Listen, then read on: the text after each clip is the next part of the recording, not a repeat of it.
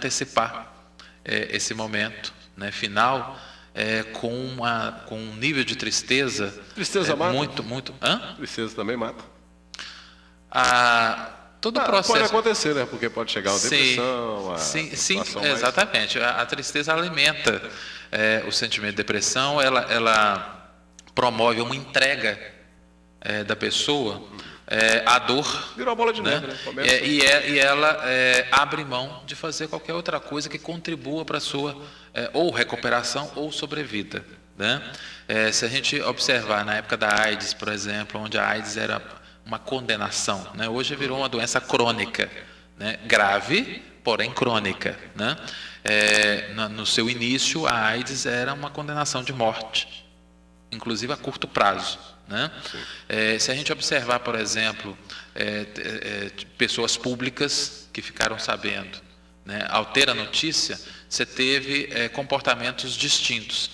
Nós tivemos casos de pessoas públicas que, ao saber, morreram em seguida, porque se entregaram à dor, à angústia, ao desespero, né, da notícia e obviamente, morreram muito rápido, né? Assim como nós tivemos pessoas que ainda conseguiram produzir muito, né? Como, por exemplo, o próprio Cazuza. E mesmo com a doença, enfrentou, trabalhando, subindo no palco, criando músicas, gravando, né? Quer dizer, então você tem essas duas possibilidades e, evidentemente, que esse comportamento psicológico, ele influencia em todo um conjunto de comportamentos que vão contribuir para a sua recuperação ou sobrevida, né? Então, acho que eu gostaria justamente de colocar essa primeira questão, que eu acho que é importante que as pessoas entendam, né? A importância nesse momento de doença terminal, nesse momento que há a possibilidade de ouvir o doente, né?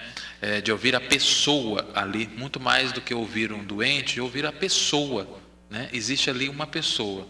Então, o que pode ser feito, né, entre a família e a pessoa naquele momento, né, e que pode contribuir para que esse luto antecipatório transforme-se num luto posterior, mais saudável, mais adequado, e permita à pessoa que está nesse processo de finitude gradual e praticamente consciente, em muitos casos, né, algo mais digno. E acaba servindo também como parâmetro para aquele que perdeu o ente querido, para também ter a sequência da sua vida sem dúvida, mesmo com saudade, mas com dignidade. Exatamente. E outra coisa que eu queria falar também, que eu acho que é muito interessante, geralmente quando a gente fala de morte, vem alguns mitos, entre eles eu queria citar justamente de que, por exemplo, geralmente fala-se nos orientais, né? Japonês vive muito, né? Geralmente como se os orientais tivessem uma condição de digerir a morte com muita facilidade. Não é bem assim, né?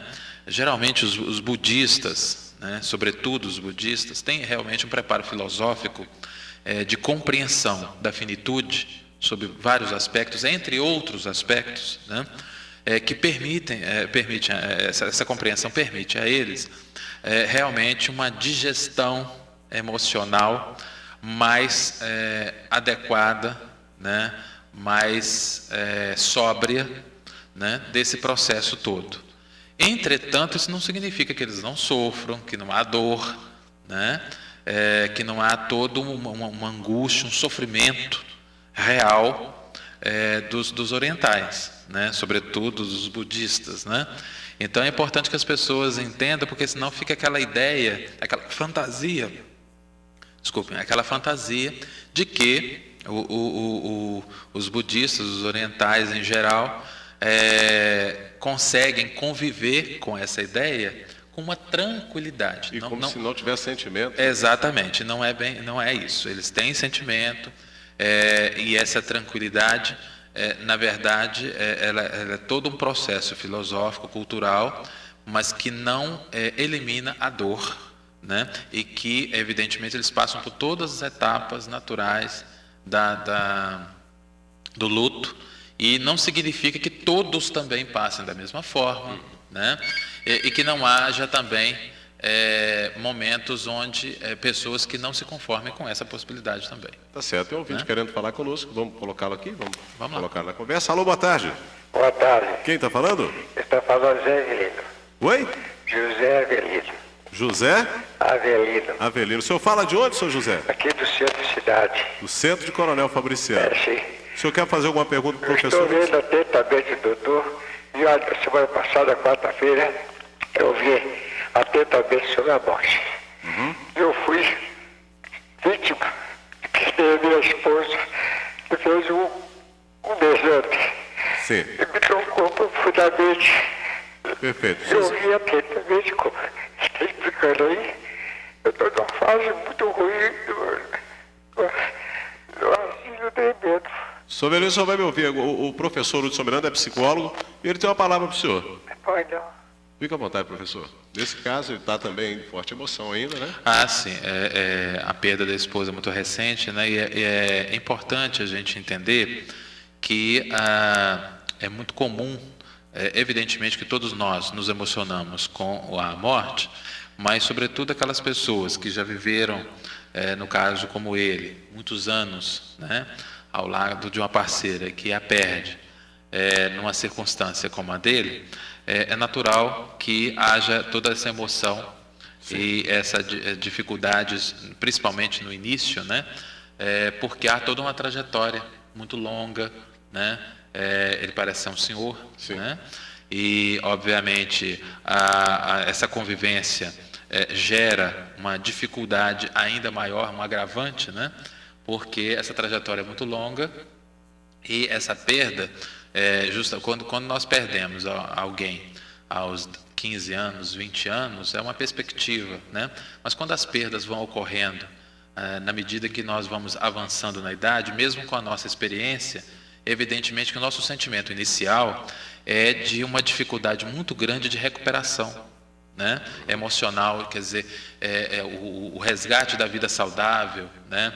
Quer dizer, como é que eu me recupero, como é que eu vou me reerguer, é uma dificuldade, é uma transição muito dolorosa, muito mais dolorosa, né? Porque nós temos aquele sentimento de que até que ponto me resta muito tempo para me recuperar. Quer dizer, e a energia que eu tenho disponível para essa recuperação. E como fazer, né? Isso, professor? E como fazer? Bem, nós vamos chegar, na medida que nós vamos conversando, nós vamos chegando a essa questão. Mas é compreensível que a gente sinta, principalmente no início, né? E tudo isso vai depender, Roberto, do aparato que ele vai ter, né? Sim. No caso dos filhos, caso eles os tenham, dos netos, caso também os tenham, do nível de relação social, né? A proximidade dos amigos, né? O tipo de vida que leva, né? Que projetos pessoais ele tem, né? Como é que ele vive no seu dia a dia, como é que essa energia é dispersa, né? Porque evidentemente que ela sofre uma interrupção nesse processo, mas quanto mais você mantém uma vida ativa, com outras possibilidades, com outras perspectivas, com uma gama de relações, né? Evidentemente que as chances de você entrar num luto que a gente chama de luto patológico, né? Que eu vou entrar nele agora, são cada vez menores, né? Inclusive, eu ia entrar numa questão, e vou entrar numa questão extremamente importante, que é a questão da morte e o corpo, né? Muitas vezes se fala da morte, mas na hora que os profissionais estão falando da morte em si, eu acho que se dá muito pouca ênfase à fala sobre o corpo. E o corpo, ele acaba tendo um significado muito importante, porque ele concretiza a visão e a consciência sobre a morte, né? Então, evidentemente que quando você tem a ausência desse corpo, ou você tem que ficar com o caixão lacrado, né? Por uma série de circunstâncias, uma angústia maior, a angústia cada vez é maior, né? Então, quando você vê tragédias, por exemplo, como a questão do voo, do desastre de aviões, né? Como ocorreu aquele da Air France, né? Indo para Paris no ano passado. Agora recente, o top leve também do presidente Da Croácia não. Não, da Polônia. Da Polônia, o polonês. Kavinsky, Quer dizer, né? agora, ontem tivemos um acidente com 2 helicópteros se tocando no ar. Exato. Então, nesse caso, você ainda tem o corpo, embora o caixão esteja lacrado, né? Mas existem casos, por exemplo, onde há desaparecidos que nunca são encontrados, né? Como no caso do voo da Air France, né? Como no caso, nós tivemos aí a morte há alguns anos atrás do deputado Ulisses Guimarães, sim, né? Que nunca foi encontrado, né? Quer dizer, encontraram os outros. Eu me lembro até de uma imagem chocante, se não me falha a memória, do senador Severo Gomes, que estava com ele, né? Que mostraram ele boiando no mar. Né? Foi colocado, se não me engano, postaram na internet. Não, mas depois, apareceu na reportagem, não me falha. A internet deu um ênfase um pouco. Sim. Como era? Na época não tinha internet. Não tinha, né? Depois veio que veio à tona. Então, assim, você tem essas questões, né? Por exemplo, a questão dos Mamonas Assassinos foi um resgate ao vivo, né? Então, você tinha um choque muito forte, onde você era mostrado, olha, aquele corpo que está sendo resgatado é do fulano de tal, né? Então, o impacto era muito forte e os fãs não puderam ver, obviamente, né? Pela situação dos corpos. Então, você tem toda essa situação. E, ao mesmo tempo, você tem aqueles... E a gente vê a diferença quando o corpo está em condição adequada de ser exposto, como foi o caso, por exemplo, da Carmen Miranda, né, que levou 1 milhão de pessoas no funeral. Então, esses funerais coletivos que permitem a expressão da dor coletiva, né, e o amparo de um sobre o outro, mesmo sendo desconhecidos, né, mas juntos na mesma dor, né? Então, é o caso do Tancredo Neves, que também o corpo foi exposto. Isso acaba ajudando a pessoa, né? Sem dúvida. Do próprio João Paulo II, né? Do James Brown, né? Que também foi exposto. É algo que faltou, por exemplo, no Michael Jackson, né? Que teve o corpo, que teve uma importância muito grande, foi cobrado insistentemente pelos fãs, foi uma pressão muito forte, né? Mas, ao mesmo tempo, não foi exposto o corpo em si, né? Quer dizer, foi mostrado de maneira boa. Exatamente, o caixão estava lacrado. Então, inclusive, alguns criticam sobre essa possibilidade, outros não. Quer dizer, e aí você vê diferenças, por exemplo, de Lady Diana, que também não pôde ser exposto por razões óbvias, né? Por causa do acidente. Mas, ao mesmo tempo, o acidente com a Grace Kelly, que é a princesa de Mônaco, não a desfigurou o rosto, né? E no início da década de 80, né, que foi o falecimento da Grace Kelly, e que tinha uma popularidade muito grande, e que também foi exposta. Então, a gente vê essa importância do corpo, né? Faz com que o funeral, o rito, né, seja também algo que contribua para que a pessoa, a família, os amigos tenham a consciência de que aquela finitude se estabeleceu. Existem algumas críticas, por exemplo, de alguns exageros, né? Que esses exageros? O tratamento do corpo, né? Alguns passam maquiagem, né? Compram caixões muito luxuosos, aquelas coisas todas exageradas, porque na realidade, psicologicamente, trata-se o morto o funeral como o último presente ao morto. E o morto, de certa forma, quase de uma fantasia, como um certo vivo que vai fazer uma viagem.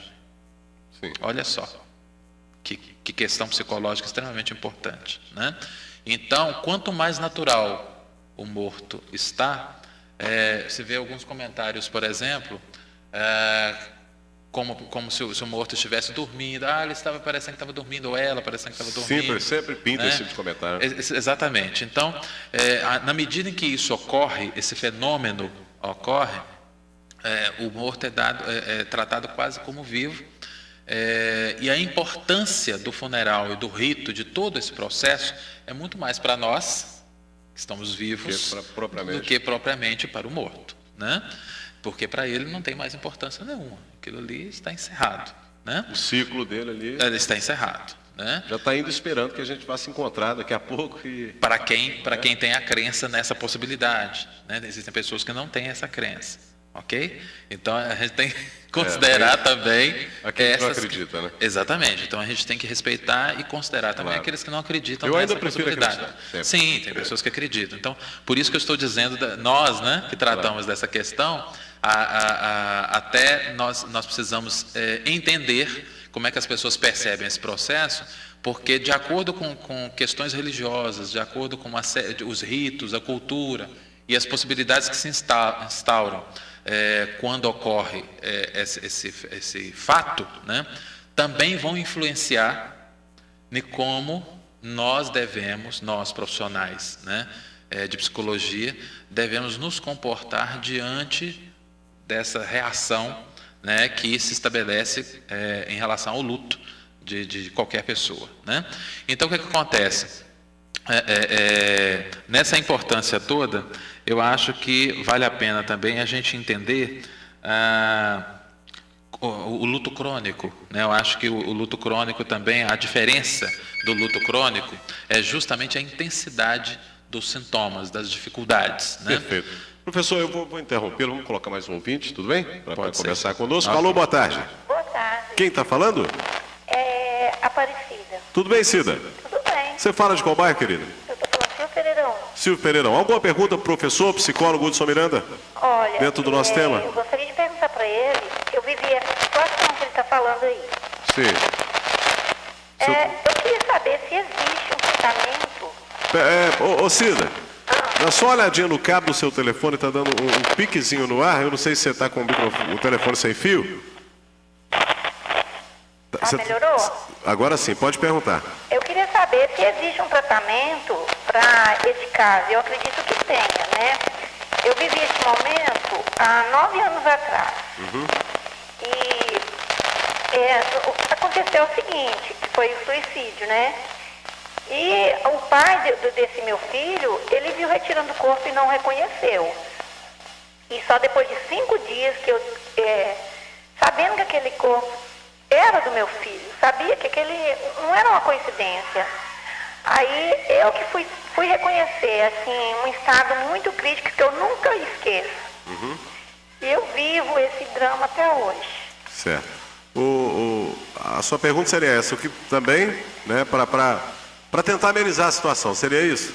Sim.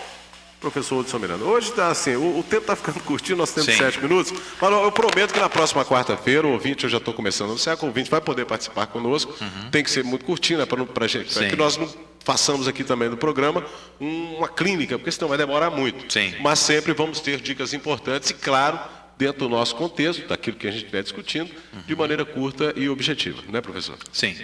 Bem, a pergunta da Cida é oportuna, porque nós estamos entrando aí na questão do luto crônico. Sim. Né? Então não se espera, por exemplo, não é esperado, naturalmente, que após 9 anos ainda haja uma dor tão intensa, né, em relação a um acontecimento como esse, né? Quer dizer, a saudade vai existir, a lembrança vai existir, mas a dor ela vai estar muito mais reduzida e a pessoa já vai ter dado prosseguimento à sua vida, quem está vivo, obviamente. E aí o que acontece? Nesses casos de luto crônico, obviamente se recomenda que se busque ajuda terapêutica, né? Ajuda de um profissional, sem dúvida, sozinho. No luto crônico, nós não recomendamos, a gente sabe que a dificuldade para a pessoa sair de um luto crônico sozinha vai ser imensa. Então, obviamente que todos esses sentimentos, né? Porque evidentemente que no luto crônico, que sentimentos você tem? Você tem uma intensidade muito grande dos mais variados sentimentos, e as pessoas costumam não fazer movimento e nem permitir que o outro se movimente, porque a dor é muito intensa, né? No caso da Cida... No caso da Cida, a gente precisa conhecer os detalhes, né? No caso, ela padece de um luto crônico, provavelmente, por motivo de suicídio. Mas, evidentemente, que essas são informações insuficientes para a gente entrar em detalhes. Né?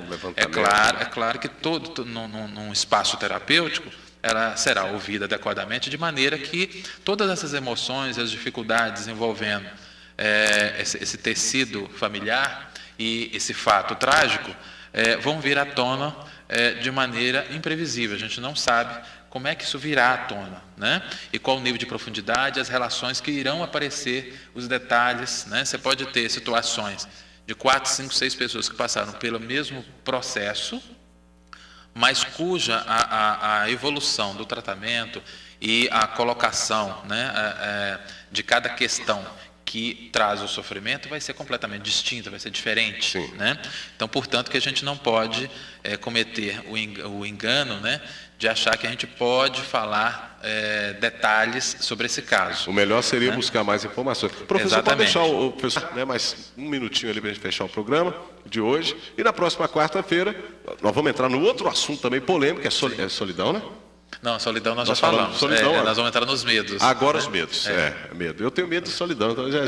Uma coisa acaba ligando a outra. Vamos entrar no medo. E todos nós vivemos sobre o signo do medo, inclusive o medo da morte. Claro. Vamos sair de um assunto e vamos entrar em outro que praticamente interliga aí esses dois assuntos. Sim. Para a gente fechar, professor, para essas pessoas que estão ouvindo a gente, para essas que estão ainda aí vivendo esse momento de dificuldade, a gente sabe que Deus é muito grande, está aí abençoando a todos, e que vão dar a volta por cima, a saudade vai continuar mesmo, né?